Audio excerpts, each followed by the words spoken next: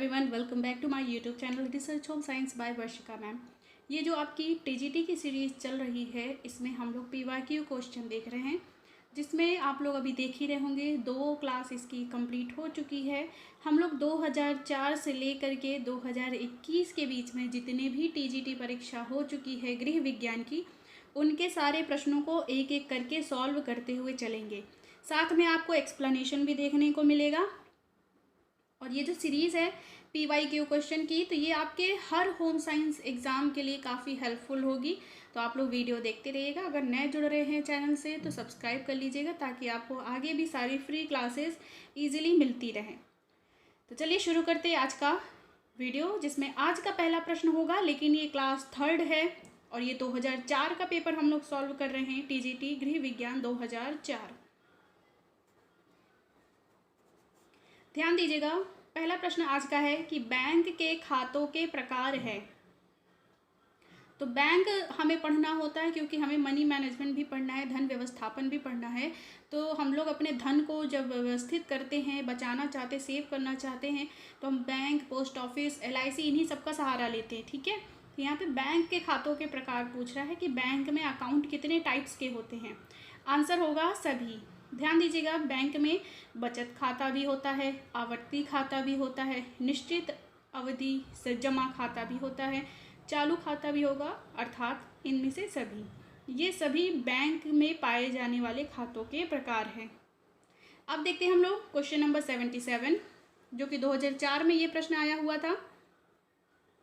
घी, मक्खन, खाद्य तेल, शहद, दालें, मसाले, आटा तथा बेसन उत्पाद पर प्रमाणन चिन्ह होते हैं। आंसर होगा एग मार्क। देखिए, किन तरीके के भोज्य पदार्थों पे कैसा पाया जाता है चिन्ह, ये बहुत ज़रूरी है। जैसे कि आभूषण पे हॉल मार्क होता है, FPO भी आपके सामने में लिखा है। तो इस तरीके के देखिए ISI, जैसे इलेक्ट्रॉनिक कोई आइटम है, प्रेशर कुकर है, कोई इंडक्शन है, कोई गैस चूल्हा है, इलेक्ट्रॉनिक कोई भी सामान है, तो उस पर आपको ISI चिन्ह देखने मिलेगा। तो अलग अलग कैटेगरी के अंतर्गत जितने पदार्थ आते हैं, सबको अलग अलग एक चिन्ह दिया जाता है। तो खाद्य पदार्थ हैं, ये कृषि संबंधी है, इनके अंतर्गत आएगा एग मार्क। मार्क का मतलब होता है चिन्ह, लेकिन ध्यान दीजिएगा, ये सब जो खाद्य पदार्थ हैं ये कृषि से संबंधित है, मतलब एग्रीकल्चर से। तो एग्रीकल्चर का शुरू का शब्द से ही बना है ये एग, साथ में मार्क। आंसर हो जाएगा यहाँ पे ऑप्शन नंबर 1। अब देखते हैं नेक्स्ट 78। क्वेश्चन नंबर 78 है, निर्णय करने में उन उद्देश्यों का अस्तित्व निहित है जिनके प्रति उसका प्रतिस्थापन किया गया है। यह किसकी उक्ति है, पूछा जा रहा है। यह परिभाषा किनके द्वारा दी गई है। कोई भी गृह विज्ञान की परीक्षा हो, उसमें परिभाषा आता ही है। तो ये जो परिभाषा दी गई है, ये होगा ऑप्शन नंबर 1, थॉमस के द्वारा। ठीक है, D. वुड्स थॉमस के द्वारा यह परिभाषा दी गई है। अब देखिए 79 नंबर क्वेश्चन। यहाँ पे ध्यान दीजिएगा, ये जिस किताब से ये क्वेश्चन हम आपको सॉल्व करवा रहे हैं, ये कौन सी किताब है, आप कहाँ से परचेज कर सकते हैं, इसको मैंने पार्ट 1 में भी बताया है। आप आसानी से वहाँ वीडियो देख लीजिएगा, आपको पता चल जाएगा डिटेल।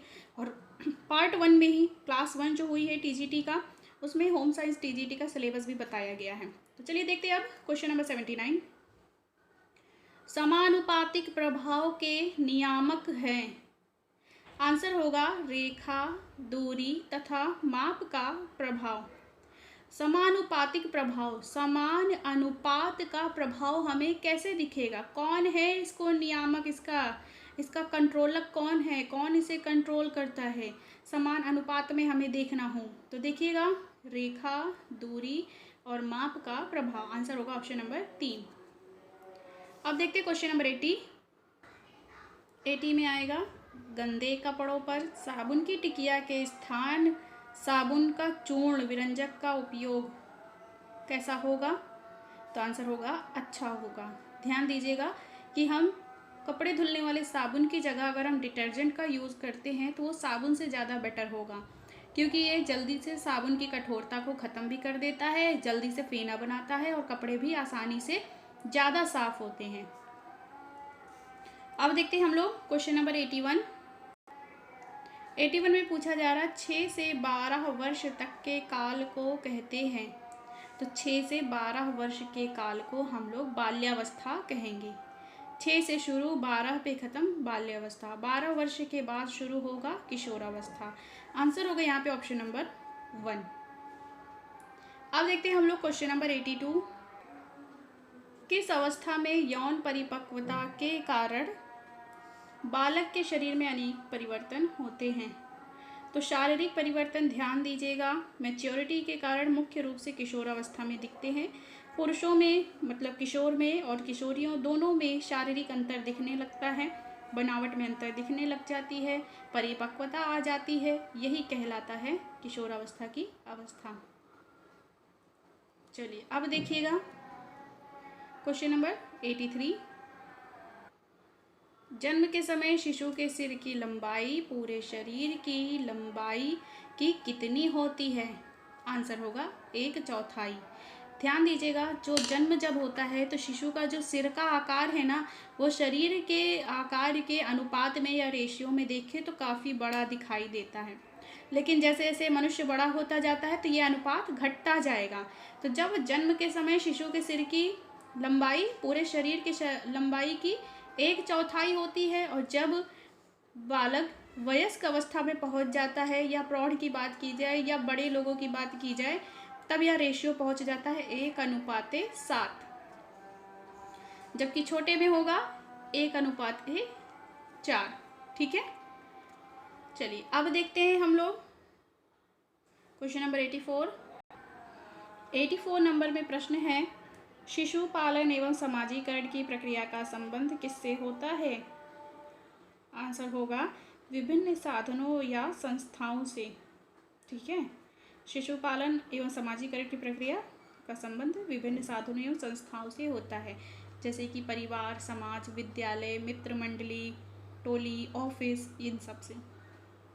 अब देखिएगा प्रश्न नंबर 85। सामाजिक स्तरीकरण एवं सामाजिक विभाग से संबंधित है। आंसर होगा जाति। समाज का स्तर, सामाजिक विभाग जो अलग अलग बटे हैं वो किस कारण बटे हुए हैं? जाति के कारण। यह प्रश्न भी 2004 में टीजीटी में आया हुआ था। अब देखेंगे हम लोग क्वेश्चन नंबर 86। किस अवस्था में बालक की विद्यालयी अंतःक्रियाएं परिवार की अपेक्षा अधिक हो जाती हैं? ध्यान दीजिए, प्रश्न को समझने की कोशिश भी किया करिए। किस अवस्था में बालक की विद्यालयी अंतःक्रियाएं परिवार की अपेक्षा अधिक हो जाती है? जब बात की जाए परिवार से ज़्यादा बिजी स्टूडेंट या बालक कब रहने लग जाता है? जब वह स्कूल जाना शुरू करेगा। और ध्यान दीजिएगा, जब शिशु छोटा होता है या फिर बालक जो 5 साल का है, 4-5 साल 6 साल का है, वो जब विद्यालय जाना शुरू करता है तो उसके ऊपर विद्यालय का इतना बर्डन नहीं रहता, क्योंकि तब तो खेल खेल में ही सिखाया जाता है उसे। लेकिन जैसे ही बालक पहुँचेगा 11 से 12 वर्ष की अवस्था में, प्रश्न को पकड़ने की कोशिश करिए, यहाँ पे बालक शब्द भी लिखा है और ये जो उम्र दी है ये 18 से 19 लिखा हुआ है, और ये क्या है? किशोरावस्था की आयु है। तो बालक की विद्यालयी अंतःक्रियाएं परिवार की अपेक्षा अधिक कब होती है? तो 11 से 12 वर्ष की अवस्था में। आंसर होगा 2। अब देखिए क्वेश्चन नंबर 87। शिशुशाला में दिनचर्या का आरंभ बच्चों द्वारा होता है। कैसे होता है? प्रार्थना गीत के साथ, फिल्मी गाने के साथ, भाषण के साथ, लड़ाई के साथ। बहुत इजी आंसर है, आंसर होगा प्रार्थना गीत के साथ। और शिशुशाला ही नहीं, सब जगह में आप देखते होंगे, हर स्कूल में सुबह पहले प्रेयर होती है, तब वहाँ की दिनचर्या स्कूल की प्रारंभ होती है। आंसर होगा 1। अब देखते हैं 88 नंबर। जहाँ पति पत्नी एवं बच्चे ही मात्र एक साथ मिलजुल कर एक छत के नीचे रहकर एक ही रसोई में बना खाना पकाते हैं तथा खाते हैं, उसे कहते हैं। आंसर हो जाएगा व्यक्तिगत परिवार या फिर एकांकी परिवार, या इंग्लिश में कहें न्यूक्लियर फैमिली। जहाँ पे पति पत्नी और उनके बच्चे ही रहते हों तो वहाँ पर वो कहलाएगा एकांकी फैमिली परिवार या फिर व्यक्तिगत परिवार। अब देखेंगे हम लोग क्वेश्चन नंबर 89। ये जो 2004 के पेपर के प्रश्नों की जो सीरीज चल रही है, आज इसमें हम लोग 125 क्वेश्चन कंप्लीट कर लेंगे। ताकि आपका अब इसके बाद जो 2005 में टीजीटी का पेपर हुआ था उसके क्वेश्चन को भी सॉल्व कर सके। क्वेश्चन नंबर 89 होगा, वह किसका कथन है? संयुक्त परिवार में दाम्पत्य प्रेम के विकास का अवसर कम प्राप्त होता है। आंसर होगा डॉक्टर राजेंद्र प्रसाद। डॉक्टर राजेंद्र प्रसाद जी ने ही ये कथन कही थी। अब देखिए क्वेश्चन नंबर 90, परिधान के नमूनों की संरचना, परिधान के नमूनों की रचना में रेखाओं, आकार, रंग, बनावट आदि को व्यवस्थित करने के लिए भी क्या करना चाहिए? कला के मूलभूत सिद्धांतों का सहारा लेना चाहिए, कटाई के सिद्धांत का सहारा लेना चाहिए, ढांके के सिद्धांत का सहारा लेना चाहिए, लाइन के सिद्धांत का सहारा लेना चाहिए। ध्यान दीजिएगा, हम लोग जब पढ़ते हैं गृह विज्ञान तो टेक्सटाइल हो या फिर होम मैनेजमेंट, दोनों में हम लोग कला के तत्व और सिद्धांत दोनों चीज़ पढ़ते हैं। तो हमें अगर घर को सजाना हो तब भी हम तत्वों और सिद्धांतों को ध्यान देंगे, वस्त्रों को निर्मित करना हो तब भी हम तत्व और सिद्धांतों का सहारा लेंगे। तो कला के तत्व और सिद्धांतों का सहारा लेना होता है। यहाँ पे ऑप्शन नंबर 1 बिल्कुल सही हो जाएगा। ध्यान दीजिएगा, आपके सामने सिद्धांत भी लिखे हुए हैं कि कला के मूलभूत सिद्धांत 6 प्रकार के होते हैं, जिसमें अनुपात, संतुलन, लय, संबल, अनुरूपता व व्यक्तित्व शामिल है। ध्यान दीजिएगा, व्यक्तित्व शब्द जल्दी देखने को नहीं मिलता है, लेकिन आपको ये चीज़ें पता होनी चाहिए। अब देखिए क्वेश्चन नंबर 91, सीधी, आड़ी, खड़ी और तिरछी रेखाओं वाले नमूने रेखाओं की विभिन्न दिशाओं में बनाकर तैयार किए जाते हैं, जो कहलाते हैं। आंसर होगा भूमिगत विन्यास वाली। सीधी, आड़ी, खड़ी और तिरछी रेखाओं वाले नमूने जिसमें एक ही दिशा में कोई भी नमूने का लय ना हो, मिश्रित हो, सीधी, आड़ी, खड़ी और तिरछी रेखाएं सब मिली हों तो विभिन्न दिशाओं में बनाकर तैयार किए जाते हैं, तो ये कहलाएंगे भूमिगत विन्यास वाले नमूने। अब देखिए क्वेश्चन नंबर 92, परिधान का रंग, रूप और आकार खिलता है, कैसे खिलेगा? उचित तथा अच्छे अनुपात के कारण। ठीक है, आंसर यहाँ पे होगा ऑप्शन नंबर 1। 93 नंबर है, किसके लिए परिधान रचना में रंग, रेखा, आकृति तथा अलंकरण में पुनरावृत्ति, स्तरीकरण तथा विकिरण का प्रयोग करना चाहिए? आंसर होगा लय। किसके लिए परिधान रचना में रंग, रेखा, आकृति तथा अलंकरण में पुनरावृत्ति, स्तरीकरण तथा विकिरण का प्रयोग करना चाहिए? तो देखिएगा, पुनरावृत्ति हम किस में करते हैं? लय के द्वारा। मान लीजिए किसी भी परिधान का जो ये प्रिंट है, ये मान लीजिए एक साड़ी है, उस पर हमने एक ऐसी डिज़ाइन बनाई है, ठीक है, 2 बना दी। अब इसी की पुनरावृत्ति हम कर रहे हैं, तो ये जो डिज़ाइन या पैटर्न नमूना बन रहा है तो ये लय कहलाएगा। तो हम पुनरावृत्ति कर रहे हैं, इसका आंसर होगा ऑप्शन नंबर 2। अब देखते हैं क्वेश्चन नंबर 94।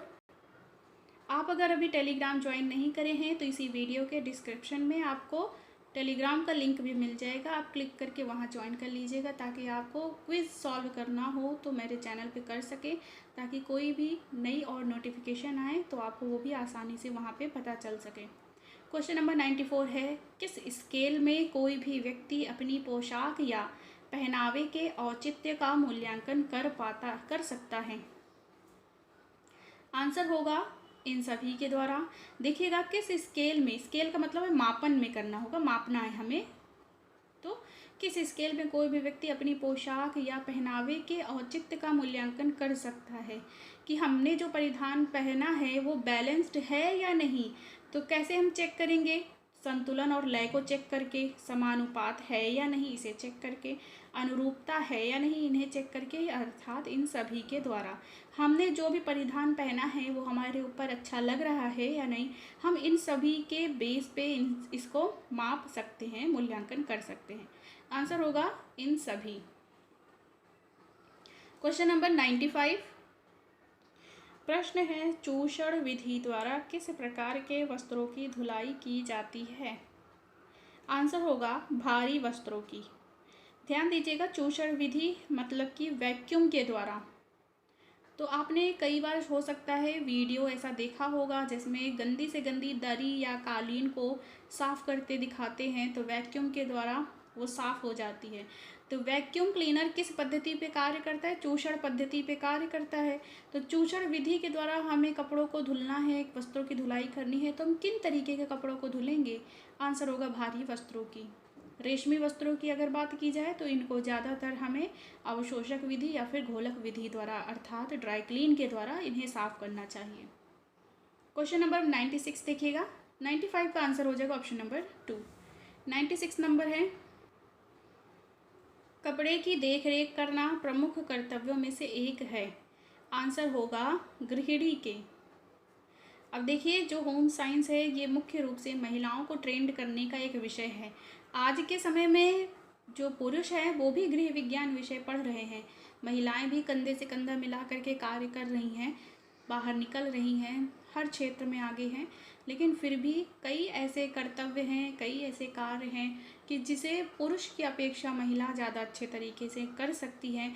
तो इसी आधार पे मान लीजिए कि ये प्रश्न बना है कि कपड़े की देख रेख करना प्रमुख कर्तव्यों में से एक है, तो आंसर होगा गृहिणी के। गृह स्वामी का क्या कार्य है? धन का अर्जन करना, घर में आवश्यक वस्तुओं को लेकर के आना ताकि परिवार की जो आवश्यकताएं हैं उनकी पूर्ति की जा सके। आंसर है यहाँ पे ऑप्शन नंबर 3। डिटेल एक बार आप देख लीजिएगा। 97 नंबर है, निम्नलिखित में से कौन से वस्त्रों की देख रेख एवं एहतियात के लिए आवश्यक नहीं है? ध्यान दीजिएगा, इसमें पूछ रहा है कि वस्त्रों की देख रेख के लिए हमें क्या नहीं करना चाहिए। ब्रश करना एवं धूप दिखाना, तो देखिए वस्त्रों की हमें देखभाल करनी है तो ये तो करना पड़ेगा। स्वयं संरक्षण करना तथा तत्क्षण मरम्मत करना, तो ये भी करना पड़ेगा। मान लीजिए कहीं डैमेज हो गया कपड़ा तो उसकी मरम्मत हम तुरंत करेंगे। दाग छुड़ाना तथा बार बार धुलना, तो ये सब कार्य भी हमें करना पड़ेगा।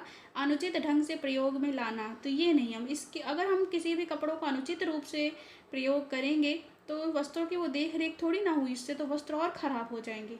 आंसर होगा यहाँ पे ऑप्शन नंबर 4। अब देखिए क्वेश्चन नंबर 98। क्वेश्चन नंबर 98 है, प्राकृतिक तंतु है कपास, पॉलिएस्टर, रेयॉन, नायलॉन। आइए अब इसके बारे में थोड़ी सी चर्चा कर लेते हैं। पहले अगर आप वस्त्र विज्ञान की तैयारी कर रहे हैं, गृह विज्ञान की तैयारी कर रहे हैं, उसमें टेक्सटाइल पढ़ना है, तो आपको रेशे का वर्गीकरण आना चाहिए। रेशे का वर्गीकरण रफली हम लोग यहाँ पे देखेंगे। देखिएगा कि रेशे के वर्गीकरण को हम 2 तरीके से कर सकते हैं। एक है आकार के आधार पर,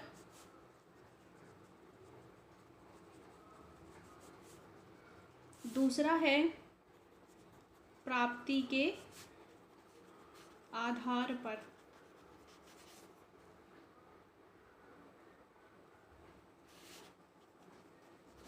अब प्राप्ति के आधार पे हो गया। अब आकार मतलब रेशे का लंबाई कैसा है, आकार किस आकार में है। तो ध्यान दीजिएगा, एक इसमें होगा स्टेपल, दूसरा होगा फिलामेंट। स्टेपल मतलब कि ऐसे रेशे जिनका मापन हम लोग इंच में करते हैं, जिनकी लंबाई छोटी होती है। जो छोटा शब्द है उसके लिए हम लोग लघु आकार शब्द भी प्रयोग करेंगे, लघु आकारीय रेशा या फिर लघु आकार। इसके अंतर्गत ध्यान दीजिएगा समस्त प्राकृतिक रेशे आएंगे। ठीक है, इसके अंतर्गत समस्त प्राकृतिक रेशे आएंगे। कैसे रेशे? जैसे कि कपास, जूट, लिनन, ऊन। अपवाद भी इसमें एक चीज़ है, इसमें तो सारे प्राकृतिक रेशे आ रहे हैं, लेकिन अपवाद के रूप में रेशम एक ऐसा रेशा है जो कि प्राकृतिक जगत का होते हुए भी स्टेपल में नहीं आता। अब फिलामेंट धागे क्या हैं? तो फिलामेंट के अंतर्गत देखिएगा ऐसे धागे या रेशे जिनका मापन हम लोग मीटर में करते हैं, इनका आकार लंबा होगा। जो चीज़ें लंबी हैं तो शुद्ध भाषा में उसे हम लोग कहेंगे दीर्घ आकारी रेशे।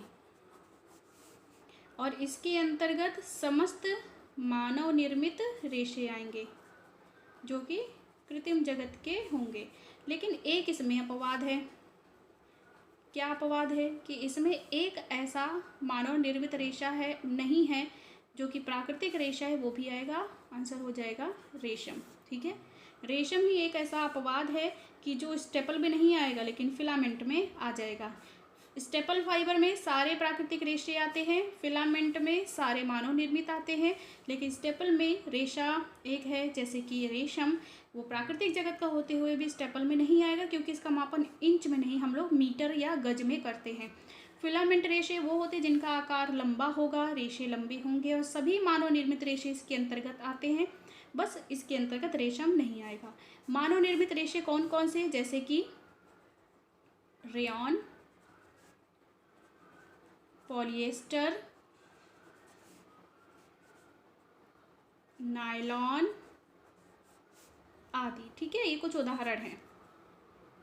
तो रेशे के वर्गीकरण का एक प्रकार यहाँ पे ये फिनिश हो गया। अब हम लोग देखेंगे प्राप्ति के आधार पे। तो थोड़ा सा यहाँ पे जगह बना लेते हैं प्राप्ति के आधार पे रेशों के क्लासिफिकेशन के लिए।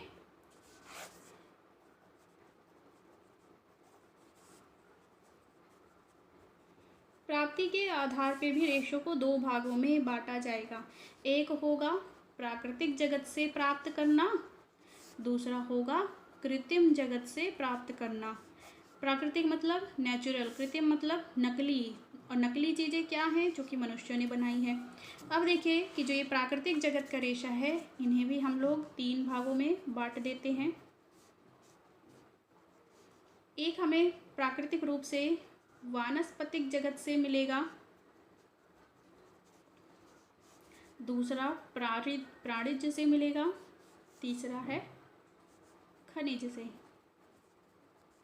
वनस्पति में भी तीन भागों से ये हमें प्राप्त होगा, बीज, तना, लास्ट में आएगा पत्तियां। अब देखिए, जो ये पेड़ पौधों की बात की जाए, किसी जानवर की बात की जाए या खनिज की बात की जाए, ये सभी नेचुरल चीज़ें हैं, इनका निर्माण मनुष्यों ने नहीं किया है। बस इनको हम जैसे हैं उन्हें में ही थोड़ा सा संशोधन करके बस प्रयोग कर रहे हैं। ठीक है, अब अगर वानस्पतिक जगत से, वनस्पति मतलब पेड़ पौधे, तो पेड़ पौधे में बीज भी होता है, तना भी होता है, पत्तियाँ भी होती है, तो इनसे हमें रेशे प्राप्त होंगे। अब अगर बात की जाए बीज से प्राप्त होने वाले रेशे, तो मुख्य रूप से आएगा कपास, दूसरा है कापोक। तना से क्या प्राप्त होगा? तना प्राप्त करने से पहले देख लीजिए पत्तियों में, तो पत्तियों में भी दो नाम आएगा, सिसल और पिना। अब इसके अलावा जितने शब्द बचेंगे वो सभी तने के अंतर्गत आ जाएंगे, जैसे कि linen, jute, manila, hemp, china grass, abaca, ये सारे नाम इसी में आएंगे। अब ध्यान दीजिएगा, रेमी को चाइना ग्रास भी कहा जाता है और रेह नाम से भी जाना जाता है, वो भी आएगा तनी के अंतर्गत। अब ये वनस्पति की कैटेगरी कंप्लीट हो गई। अब हम लोग देखेंगे प्राणिज जगत। प्राणिज मतलब जिनमें प्राण हो, तो वो होंगे रेशम, ऊन। रेशम की प्राप्ति किससे होगी? कीड़े से होगी। ऊन की प्राप्ति जानवरों से होगी। तो ऊन प्राप्ति के साधन की अगर बात की जाए तो भेड़, बकरी, ऊँट, खरगोश, ये सभी ऊन प्राप्ति के साधन है, लेकिन सबसे बेस्ट सोर्स अगर कहा जाए ऊन प्राप्त करने का तो भेड़ होगा। ठीक है, और प्राणिज जगत के हैं ये, तो इनका जो शरीर है वो मांसल होगा। इन्हीं के शरीर पे जो बाल उगते हैं उन्हें ही ऊन कहा जाता है। तो मांस में किसकी अधिकता होगी? तो प्रोटीन की। तो ध्यान दीजिएगा, इन्हीं रेशों को प्रोटीन जगत के रेशे भी कहा जाता है। ठीक है, अब देखते हैं हम लोग खनिज में क्या आएगा। खनिज का अर्थ है जैसे कि जो चट्टानों के नीचे से या खदानों से हमें प्राप्त हो, जैसे कि सोना, चांदी, एस्बेस्टस। ओके, अब बारी आती है कृत्रिम जगत की, आर्टिफिशियल। इसको बनाया किसने? मनुष्यों ने। इसे भी हम लोग दो भागों में बांटेंगे, क्योंकि इसमें एक ऐसा रेशा होगा जो कि पुनर्निर्मित है, और दूसरा ऐसा है कि जो रसायन के द्वारा बना है। पुनर्निर्मित में देखेंगे आप तो शब्द क्या है, पुनर्निर्मित। पुनर का पुनः शब्द का अर्थ होता है दोबारा, निर्मित। तो दोबारा हम उसे ही निर्मित कर सकते हैं जो कि पहले से भी निर्मित एक बार हो चुका है। तो याद रखिएगा इसके अंतर्गत आता है रेयॉन और लायोसेल। ये जो लायोसेल शब्द है ये आपके नेट जीआरएफ में पूछा जा चुका है। और रेयॉन तो आप आसानी से ये शब्द पहचानते ही होंगे। रेयॉन के लायोसेल के निर्माण में सेल्यूलोज का प्रयोग होता है। और अभी आपने देखा वानस्पतिक जगत में भी जो भी हम लोग पढ़ रहे थे कपास, लिनन के, इनमें भी सेल्यूलोज होता है। तो याद रखिएगा कि जो पुनर्निर्मित क्या है, जो सेल्यूलोज थे, पौधे थे जैसे कि बाँस, लकड़ी, कपास के रेशे, लकड़ी का गूदा, इनका जो हम प्रयोग कर रहे थे ये तो पहले से भी निर्मित थे, बस उनके रूप में हम परिवर्तन करके उन्हें निर्मित करके एक रेशे का निर्माण कर लिए। ठीक है, इन्हें हम लोग रीजेनरेटेड कहेंगे। अब रासायनिक रेशे क्या है, अर्थात इसमें रसायन का प्रयोग होगा, जैसे कि नायलॉन, पॉलिएस्टर, फाइबर ग्लास, अर्लॉन आदि, इस तरीके से बहुत सारे नाम हैं। अब इसमें देखिएगा पॉलीमर की जो पपड़ियाँ होती, पॉलीमर मतलब समझ लीजिए प्लास्टिक, ये रेशे ऐसे हैं जो प्लास्टिक को पिघला करके बनाया जा रहा है। तो पॉलीमर को हमने जब पिघलाया तो वो लिक्विड फॉर्म में आया, उसे हमने स्पिनरेट में डाला और उससे एक रेशा निकला, वह कहलाएगा रासायनिक रेशा। जो पॉलीमर है उनमें भी रासायनिक क्रिया की जाती है, तभी वो रेशा एक धागे के रूप में हमें प्राप्त होता है। तो ये था रेशे का वर्गीकरण, ये आपको आसानी से पता होना चाहिए। अब आते हैं हम लोग फिर से उसी प्रश्न पे, प्राकृतिक तंतु है। तो अभी आपने ये सारे क्लासिफिकेशन देख लिए हैं। तो प्राकृतिक तंतु में आएगा कपास, पॉलिएस्टर किस में आएगा, ये कृत्रिम जगत में रासायनिक रेशे के अंतर्गत आएगा। रेयॉन किस में आएगा, ये भी कृत्रिम जगत के पुनर्निर्मित रेशे के अंतर्गत आएगा। नायलॉन भी कृत्रिम जगत के रासायनिक रेशे के अंतर्गत आएगा। लेकिन कपास प्राकृतिक जगत के वानस्पतिक जगत में बीज से प्राप्त होने वाला रेशा है। आंसर होगा ऑप्शन नंबर 1। अब देखिए क्वेश्चन नंबर 99, नमी युक्त वस्त्रों पर लग जाती है। तो नमी युक्त वस्त्रों पे फफूंदी ही लगती है।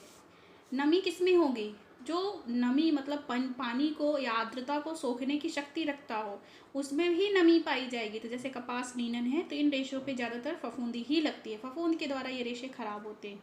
अब देखेंगे हम लोग क्वेश्चन नंबर 100, जल की कठोरता कितने प्रकार की होती है। तो जल की कठोरता 2 प्रकार की होती है, ऑप्शन नंबर 2 यहाँ पे सही हो जाएगा। एक होती है स्थायी कठोरता, दूसरी होती है अस्थायी कठोरता। ठीक है, यहाँ डिटेल दिया है, इसको आप अच्छे से पढ़ लीजिए क्योंकि ये प्रश्न काफ़ी इंपॉर्टेंट है, हर बार ये कहीं ना कहीं ये प्रश्न रिपीट होता है।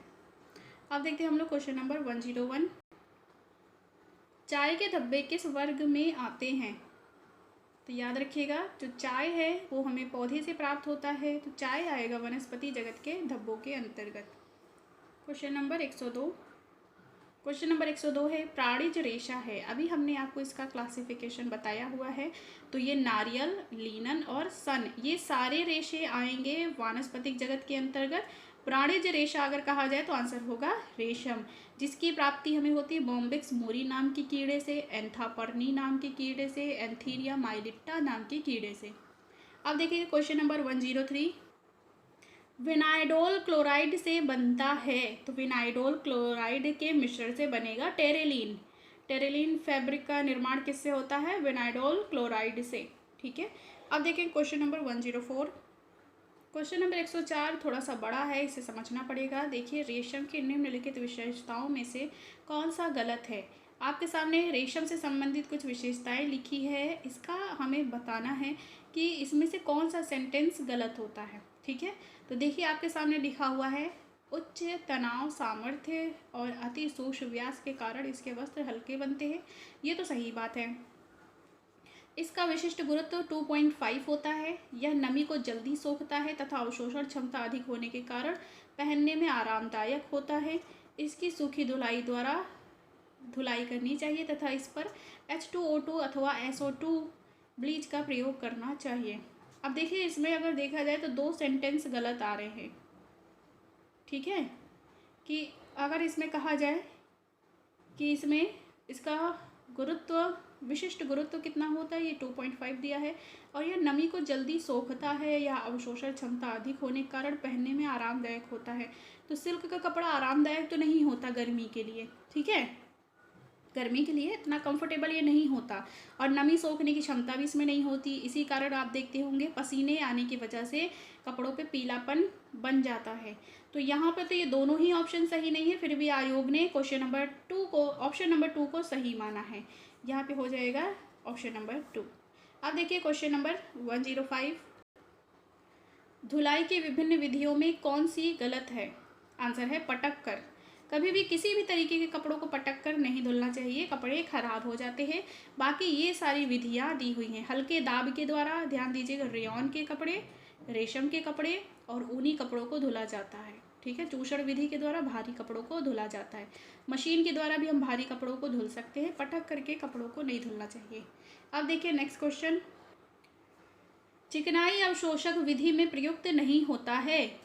फ्रेंच चौक और मुल्तानी मिट्टी। ध्यान दीजिएगा, मुल्तानी मिट्टी को फुलर अर्ध के नाम से भी जाना जाता है। फ्रेंच चौक और मुल्तानी मिट्टी ये अवशोषक होते हैं। पाउडर मैग्नीशिया ये भी अवशोषक है। पेट्रोल ये घोलक होता है। मूंग का आटा ये भी अवशोषक है। चिकनाई अवशोषक विधि में मतलब ड्राई क्लीन के समय क्या कौन से पदार्थ का प्रयोग नहीं कर सकते हैं? आंसर होगा पेट्रोल, क्योंकि जो पेट्रोल है ना ये अवशोषक में नहीं आता, ये घोलक विधि में प्रयोग होता है। जैसे तारपीन का तेल और पेट्रोल है, इसी तरीके से बेंजीन है, एसीटोन है, ये सब चीज़ें। यहाँ पे आंसर हो जाएगा ऑप्शन नंबर 3। क्वेश्चन नंबर 107 है, परिधान की शैली कैसी होनी चाहिए? जीवन की शैली से मेल खाती हुई, ठीक है। यहाँ पे आप सारे ऑप्शन देखिए, ये सभी निगेटिव आपको दिखेंगे ऑप्शन। आंसर सबसे एक्यूरेट यहाँ पे होगा ऑप्शन नंबर 1।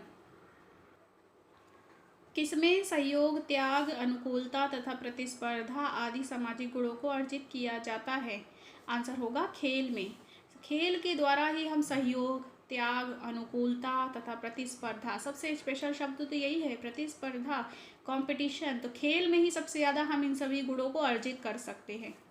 क्वेश्चन नंबर 109 देखिए। अब क्वेश्चन नंबर 109 है, अपने देश का सुयोग्य नागरिक बनने तथा अपने सामाजिक एवं पारिवारिक दायित्वों को सफलतापूर्वक निभाने के आवश्यक गुण एवं क्षमताएं विकसित करने में महत्वपूर्ण भूमिका कौन निभाता है? तो आंसर हो जाएगा ऑप्शन नंबर 1। यहाँ पे देख रहे हैं कि ऑप्शन नंबर 2 दिया है, लेकिन अपने देश का सुयोग्य नागरिक बनना हो, अपने सामाजिक एवं पारिवारिक दायित्वों को सफलतापूर्वक निभाने के आवश्यक गुण एवं क्षमताएं विकसित करनी हो, तो सबसे महत्वपूर्ण भूमिका, ध्यान दीजिएगा, परिवार ही निभाएगा। घर मतलब परिवार, ठीक है।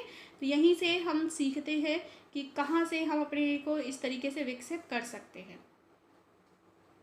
अब अगर आप सोचिए कि घर दिया है तो ये स्ट्रक्चर की बात हो रही है, तो भले ही आप यहाँ पे ऑप्शन नंबर 2 आंसर मान ले, लेकिन घर परिवार उसी से ही ये संबंधित है। व्यक्ति घर से ही, अपने परिवार से ही इन सभी दायित्वों को सबसे पहले सीखता है। अब देखिए क्वेश्चन नंबर 110, परिवार की सफलता की कुंजी है सफल दाम्पत्य समायोजन, ठीक है। परिवार की सफलता की कुंजी क्या है? सफल दाम्पत्य समायोजन। क्वेश्चन नंबर 111, आर्थिक दृष्टि से संयुक्त परिवार के लाभ हैं? आंसर होगा सभी। आर्थिक दृष्टि से संयुक्त परिवार में अगर हम रहते हैं तो हमें मितव्ययिता भी मिलेगी और भूमि विखंडन से बचाव भी होगा, श्रम का विभाजन हो सकता है, उत्पादन में सुविधा भी हो सकती है, संपत्ति का समाजवादी वितरण कर सकते हैं, अर्थात यहाँ पे ऑप्शन हो जाएगा सभी। अब देखिए क्वेश्चन नंबर 112, संयुक्त परिवार के सामाजिक गुण है सामाजिक सुरक्षा एवं परमार्थ की भावना, सामाजिक नियंत्रण एवं परंपराओं की सुरक्षा, बच्चों का उचित पालन पोषण एवं मनोरंजन के साधन, इनमें से सभी। आंसर होगा इनमें से सभी। संयुक्त परिवार के सामाजिक लाभ के अंतर्गत यह सभी आएगा। क्वेश्चन नंबर 113 है, संयुक्त परिवार के दोष निम्नलिखित में से कौन कौन सही है? अब आप ये देखिए कि इस प्रश्न में, इस 2004 की परीक्षा में संयुक्त परिवार से लगातार 3-4 प्रश्न पूछे गए हैं। तो आपको परिवार टॉपिक भी बहुत अच्छे से पढ़ना ज़रूरी है, क्योंकि इससे काफ़ी प्रश्न बनते ही हैं। अब देखिए क्वेश्चन नंबर 113, संयुक्त परिवार के दोष निम्नलिखित में से कौन कौन सही हैं? व्यक्तिगत आर्थिक निर्भरता की कमी एवं आलसी व्यक्तियों की वृद्धि, निर्धनता, सामान्य तथा बच्चों के व्यक्तित्व विकास में बाधक एवं गंदी आदतों का विकास, द्वेष एवं तनाव का केंद्र एवं गोपनीय स्थानों का अभाव। तो देखिए संयुक्त परिवार के ये सभी दोष होते हैं। आंसर होगा ऑप्शन नंबर 4। क्वेश्चन नंबर 114 है, कला के मूलभूत सिद्धांत हैं।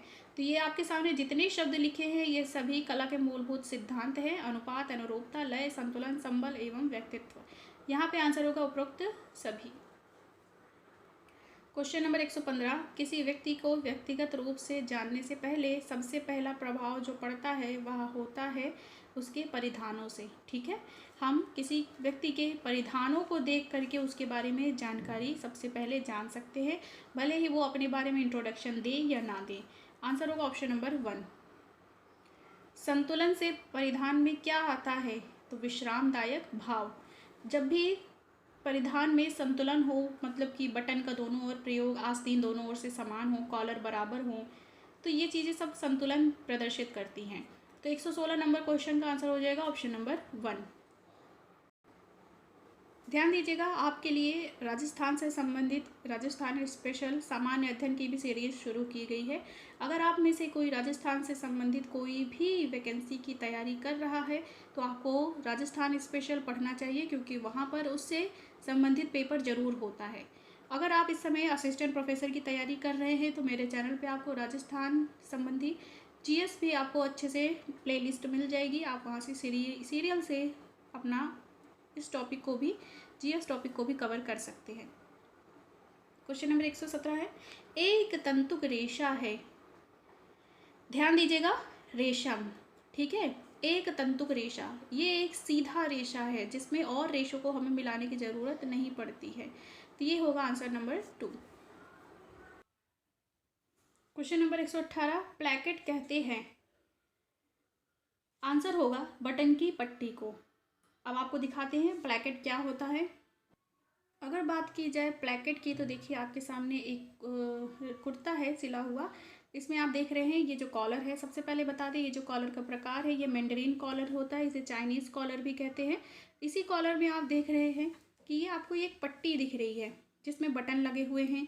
इसी में अंदर की साइड देखेंगे तो हुक लगे हुए हैं और यहाँ पे ये काज भी बना हुआ है। तो ये देखिएगा कि ये जो हुक लगा हुआ है ये काज है, इस पट्टी पे ये जो बटन है तो इसे ही प्लैकेट कहते हैं। ठीक है, प्लैकेट क्या है? कपड़ों पे लगाई जाने वाली बटन पट्टी। और देखिए जो प्लैकेट है इसकी संरचना नॉर्मल कपड़ों से दोहरी होती है और मोटी होती है। देखिएगा इसमें आपको दो कपड़े, दोहरे तिहरे कपड़े इसमें आपको जुड़े हुए दिखेंगे इस दोनों ओर में। तो ये क्या होता है, इन जगह से ज़्यादा ये मोटा होता है बटन पट्टी, या ऐसे ही पुरुषों के शर्ट पे भी ये आकार आपको देखने को मिलेगा। इसे ही प्लैकेट कहा जाता है। यहाँ आंसर हो जाएगा ऑप्शन नंबर 4। बटन की पट्टी को ही प्लैकेट कहते हैं। अब देखिए क्वेश्चन नंबर 119, कौन से मानवीकृत रेशे नहीं हैं? आंसर होगा हेम्प। हेम्प ध्यान दीजिएगा, ये वानस्पतिक जगत, प्राकृतिक जगत में वानस्पतिक जगत से प्राप्त होने वाला एक रेशा है जो कि तने से प्राप्ति के अंतर्गत आता है। बाकी नाइट्रोसेल्यूलोज ये रेयॉन का प्रकार है, विस्कस भी रेयॉन का प्रकार है, कुप्रामोनियम भी रेयॉन का प्रकार है। ये सभी मानवीकृत रेशे के अंतर्गत आते हैं। अब देखिए क्वेश्चन नंबर 120, रेशम है प्राकृतिक रेशा, कृत्रिम रेशा, ए तथा 1 तथा 2 दोनों, इनमें से कोई नहीं। तो रेशम क्या है? ध्यान दीजिएगा, रेशम एक प्राकृतिक रेशा है। क्वेश्चन नंबर 121, अत्यधिक ज्वलनशील रासायनिक विलायक जो सूखी धुलाई के लिए प्रयुक्त होता है वह होगा पेट्रोल। तो पेट्रोल ध्यान दीजिएगा ज्वलनशील के अंतर्गत आता है। इसके अलावा ये सारे जो आपके सामने लिखे हुए हैं ये सभी रासायनिक विलायक हैं जो कि ड्राई क्लीन में प्रयुक्त किए जाते हैं। आंसर होगा यहाँ पे ऑप्शन नंबर 3। 122 नंबर प्रश्न होगा, डाइटिशियन, पाक कला, सिलाई, हस्तशिल्प आदि में रोजगार प्राप्त करती हैं। कौन करेगा? गृह विज्ञान की स्नातक छात्राएं। जो गृह विज्ञान से ग्रेजुएट होंगी वो डाइटिशियन भी बन सकती हैं। पाक कला में अगर निपुण है तो एक डाइट प्लान भी बना सकते हैं, जैसे डाइटिशियन है। पाक कला अगर आती है तो कुकिंग क्लास खोल सकते हैं, सिलाई कर सकते हैं, हस्तशिल्प भी या हैंडक्राफ्ट भी बना सकती हैं। आंसर होगा ऑप्शन नंबर 1। क्वेश्चन नंबर 123, महिला शिक्षा निधि की स्थापना कब तथा कहाँ द्वितीय अधिवेशन में हुई? तो याद रखिएगा कि महिला शिक्षा निधि की स्थापना कब हुई? तो 1928 में हुई। और कहाँ द्वितीय अधिवेशन में हुई? तो याद रखिएगा जो द्वितीय अधिवेशन हुआ था वो दिल्ली में हुआ था, पहला पूना में हुआ था। आंसर होगा यहाँ पे ऑप्शन नंबर 1। क्वेश्चन नंबर 124, व्यक्तिगत प्रणाली को संचार के लिए उपयोग में लाया जाता है? तो व्यक्तिगत रूप से मिलकर या व्यक्तिगत पत्र लिखकर? आंसर होगा 1, ए तथा बी दोनों। व्यक्तिगत प्रणाली यहाँ पे देखिएगा संचार के लिए, ठीक है, कम्युनिकेशन की विधियाँ जो भी हैं उनमें व्यक्तिगत रूप से अगर हमें किसी से कांटेक्ट करना है तो हम व्यक्ति को पर्सनली भी जाके मिल सकते हैं या लेटर लिख करके भी भेज सकते हैं। आंसर होगा दोनों। आज का हमारा अंतिम प्रश्न है, एक प्रकार की शिक्षा जिसका उद्देश्य मनुष्यों के मानसिक दृष्टिकोण तथा पद्धति में परिवर्तन लाना है, वह क्या होगा? लक्ष्य, संचार, मूल्यांकन, कोई भी नहीं।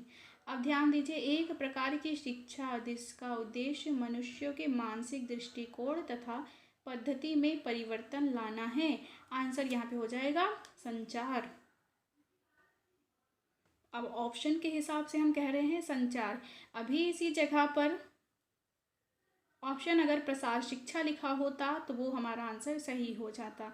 पद्धति में परिवर्तन, व्यवहार में परिवर्तन, दृष्टिकोण में परिवर्तन, ये उद्देश्य प्रसार शिक्षा का है। लेकिन प्रसार शिक्षा यहाँ शब्द है ही नहीं, तो प्रसार शिक्षा के अंतर्गत ही हम एक बहुत ही महत्वपूर्ण प्रणाली का प्रयोग करते हैं, संचार या कम्युनिकेशन। इसलिए आंसर हो जाएगा यहाँ पे ऑप्शन नंबर 2। तो यहीं तक था आज का वीडियो जो कि समाप्त हो चुका है। अब ध्यान दीजिएगा, ये 2004 का प्लस जितने भी प्रश्न थे 125 ये सारे कंप्लीट किए जा चुके हैं। अब इसके बाद हम लोग 2005 के प्रश्न देखेंगे। जो भी टीजीटी परीक्षा गृह विज्ञान की 2005 में हुई थी, अभी इसका दूसरा सीरीज शुरू होगा और ये तब तक चलता रहेगा जब तक हम लोग 2021 तक के प्रश्नों को हल ना कर लें। तो अगर आप पहली बार जुड़ रहे हैं चैनल से तो सब्सक्राइब कर लीजिएगा। अगर वीडियो पसंद आया हो तो लाइक शेयर सब्सक्राइब जरूर करिएगा। अपना ख्याल रखिएगा। आज के लिए इतना ही, धन्यवाद।